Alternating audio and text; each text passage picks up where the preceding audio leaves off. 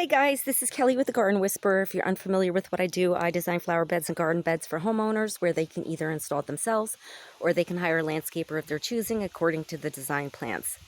Where they can have them install it according to the design plans. So today's video is on my top 3 things that I do for a deer-resistant garden. So number 1, the first thing is my homemade cayenne pepper spray. Now, as you can see, I'm low, but I'm just doing this for demonstration purposes. Usually I have it filled up to about like a halfway.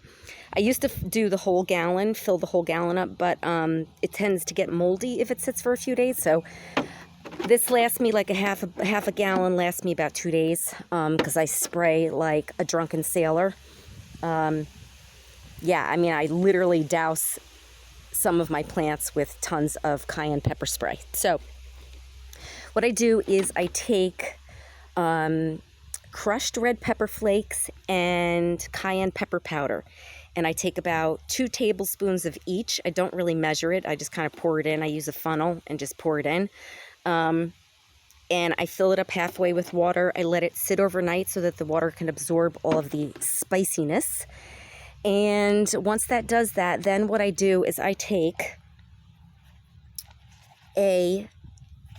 use my coffee pot. So I take my cone filter thing out of the coffee pot, and actually I leave it in there, and then I take paper towels and I kind of like fold it over, if you can see the edges, so it becomes like a cone shape in itself so that it fits in here. Now, if you have a square one, then you don't have to do that. Just make it fit in the square thing. Now, the other thing I did find is coffee filters do not work. I don't know why. They don't drain well when it comes to this cayenne pepper spray. The other thing, cheap paper towels don't work either.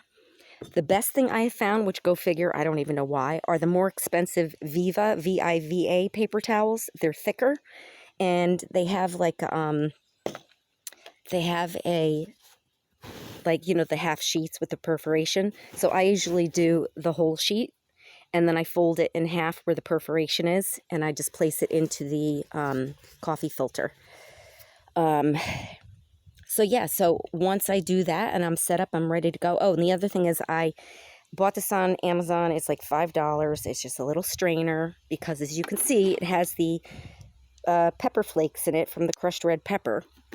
So you have to strain that out, because if you don't and you just put it right into the coffee strainer, it's going to clog this up and it's not going to drain great. So what I do is I just take it,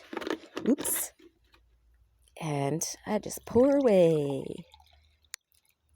And like I said, this is for demonstration purposes only, hence why I'm low on it, but that's all right because I'll still use it because it's like liquid gold. And then I just squeeze it, get all the excess juice out of there, because you don't want to waste it, because it is, like I said, liquid gold. And I just take this, I chuck this in the garbage can, and then what I do is I take, as you can see, there's a lot of sediment left in here from the actual powder. Somebody's coming in my driveway. No, turning around. I don't know what they're doing. But anyway, and then I just pour this, when it's in the coffee pot, right into there, and it takes all the additional sediment out. And then once it drains thoroughly through the coffee pot, I just literally take this and I go all the way down and I squeeze all the excess liquid out, because you don't want to waste it. And then that's pretty much it. So I just do like 2 strains, or 2 filterings, if you will. And then I put the mixture that's in the coffee pot, I put that in the spray bottle. Now, if you don't strain all the sediment out, this will clog your spray bottle. You can also buy those backpack style sprayers, where it's like a backpack, you put it on your shoulders, it's a big container. You could probably use that if you have a really large garden. I do have one of those downstairs, but it has other solution in it, so can't use it just yet, but that's okay. This works just fine for me. The other thing is just make sure you clean the coffee carafe, this filter, and the inside where this filter sits with soap and water, because if you don't, your coffee the next morning will taste like cayenne pepper. It will taste like hot pepper. happened to me. So, yeah, I couldn't understand why. Next morning, I was like, why does my coffee taste like hot pepper? And I realized, oh God, I just rinsed the cayenne pepper out of it. I didn't actually clean it with soap and water because I thought it would be fine. And no, just make sure you use soap and water because it will definitely taste like cayenne pepper. So, and then the other thing is you can also, if you don't want to sit there and waste time cleaning out a coffee pot all the time, you could buy a cheap coffee pot for this. You can buy a new coffee pot and use your old one for just the cayenne pepper spray. Or you can do what I do and you just clean it out. But so that's my number one thing that I use for deer resistant. I make it really spicy hot, and I have to say the last 2 summers it was a bit of a battle, but now now that I'm making the cayenne pepper spray really fresh and very hot, it has definitely helped with the plants that the deer do like to chew on, even though they say they're deer resistant. Up here in Northeast PA, the deer are a little cray-cray, and they just kind of will eat everything. They're psycho. But I have found plants that really are deer resistant. They don't touch them until it's, you know, like fall or winter. And then most of them die back to the ground, or if they are evergreen, you could just protect them and, you know, use like those, like here, the wire cloaks that they sell for plants. I have one right there. Where'd it go? See it right there, that wire cloak? I got that on gardensupply.com. So I just cover the plants with those, and the deer don't touch them in the winter. Because there's some plants like I have, like for example, these, they look like grass, but they're not. They are corkscrew rush. It's actually a plant, even though they look like grass. Those are evergreen. They stay throughout winter, except the deer did dig them out. They don't touch them any other time of the year except in the winter.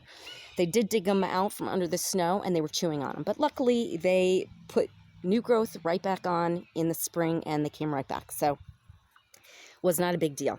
So, and then the second thing that I do for a deer-resistant garden bed is I plant plants that are truly deer-resistant. Now, I will never say something is deer-resistant just because it says it on the package or the label. If I say it's deer-resistant, it's because I've had success with it myself. And I'll do another video on just deer-resistant plants and shrubs and things that I have seen where I've used that truly do work. So, for example, this area that I've been planting, I'm not done yet, it's getting there. Everything that's in here, the deer do not touch, except for the sedum, the stone crop. This is oh, I forget what it's called, back in black, something back in black stone crop or sedum. They do touch that, but this year, I think between the other plants that they don't touch, the rocks are kind of hiding it from the deer, and the deer don't really walk on my driveway all that much, so I'm thinking they're not even realizing it's there. But when I first planted it and there was nothing else in this area, they were eating it. So definitely not deer resistant, but between my cayenne pepper spray and I'm kind of blocking them with the rocks and with other deer resistant plants, they're pretty much leaving it alone, which is very good. So anyway, so that's the other thing. The second thing is just truly use truly deer resistant plants.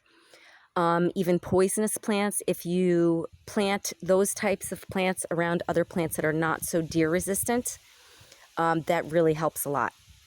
One of my other flower beds, I have some other stuff and that are highly poisonous, like foxglove and monkshood, and I'm surrounding my other plants that they somewhat touch, and it's really helping a lot. So they've nibbled a little here and there this year, but nothing like it was the past 2 summers. And then, so that's it. So just surround your plants with, surround your plants that aren't so deer resistant with plants that are highly deer resistant or poisonous. Now, of course, if you have kids or children or pets that will, get into things and nibble and eat and plants and stuff, probably not a good idea to plant poisonous plants because they could get really sick and even die.